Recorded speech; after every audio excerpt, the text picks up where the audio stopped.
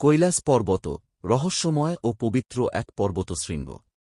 কৈলাস পর্বত তিব্বতের দক্ষিণ পশ্চিম কোণে অবস্থিত এক রহস্যময় ও পূজনীয় পর্বত, যা হাজার বছর ধরে ধর্মীয়, আধ্যাত্মিক এবং বৈজ্ঞানিক দৃষ্টিকোণ থেকে মানুষের কৌতূহলের কেন্দ্রবিন্দু।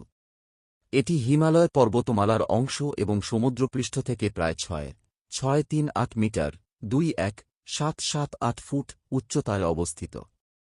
কৈলাস পর্বত শুধু তার গঠনগত সৌন্দর্যের জন্য নয়, বরং হিন্দু, বৌদ্ধ, জৈন ও বন ধর্মাবলম্বীদের কাছে বিশেষভাবে পবিত্র বলে বিবেচিত। কৈলাস পর্বতের ধর্মীয় গুরুত্ব। হিন্দু ধর্মে কৈলাস। হিন্দু ধর্ম অনুযায়ী কৈলাস পর্বত হল ভগবান শিবের আবাসভূমি।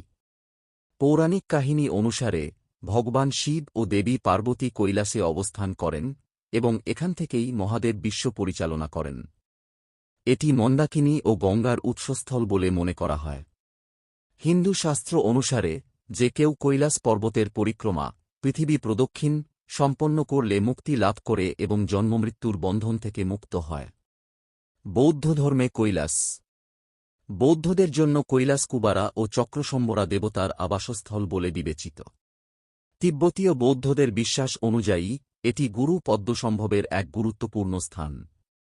তাঁরা মনে করেন কৈলাস পরিক্রমা করলে পাপমুক্ত হওয়া যায় এবং এটি আত্মার শুদ্ধির জন্য এক গুরুত্বপূর্ণ তীর্থযাত্রা।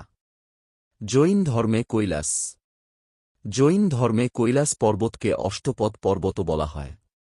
এটি জৈন ধর্মের প্রথম তীর্থঙ্কর ঋষভদেবের মোক্ষলাভের স্থান বলে মনে করা হয়। জৈন সম্প্রদায়ের কাছে এটি অন্যতম গুরুত্বপূর্ণ পবিত্র স্থান।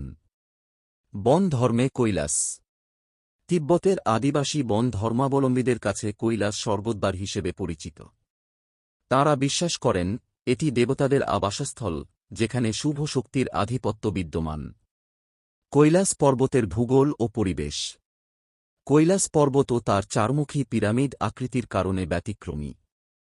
এর চারটি দিক প্রায় সমান এবং প্রত্যেকটি দিকেই তুষারাবৃত ঢাল নেমে গেছে। এই পর্বত থেকে চারটি গুরুত্বপূর্ণ নদী ব্রহ্মপুত্র, সিন্ধু, শতদ্রু ও কর্ণালী উৎপন্ন হয়েছে। এখানকার জলবায়ু চরমভাবাপন্ন। বছরের বেশিরভাগ সময় এটি বরফে ঢাকা থাকে। গ্রীষ্মকালেও তাপমাত্রা খুব কম এবং অক্সিজেনের ঘনত্ব অত্যন্ত কম, যা পর্যটকদের জন্য এক বিশাল চ্যালেঞ্জ।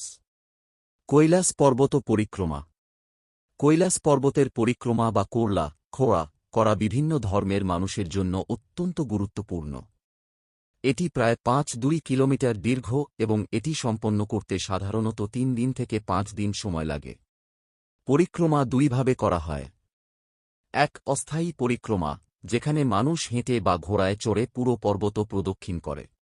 2, দণ্ডপ্রণাম পরিক্রমা, যেখানে ভক্তরা প্রতি কদমে পূর্ণ দণ্ডায়মান হয়ে মাটিতে শুয়ে পড়েন, যা অত্যন্ত কঠিন সাধনার অংশ। তিব্বতের কঠিন পরিবেশের কারণে এই যাত্রা খুবই কঠিন এবং এটি সম্পন্ন করা মানে এক বিরল সুযোগ ও আধ্যাত্মিক অভিজ্ঞতা অর্জন করা। কৈলাস পর্বতের রহস্য। কৈলাস পর্বত শুধু ধর্মীয় কারণে নয়, বৈজ্ঞানিক ও ঐতিহাসিক দৃষ্টিকোণ থেকেও এক গভীর রহস্য। কেউ এখনও কৈলাস জয় করতে পারেনি।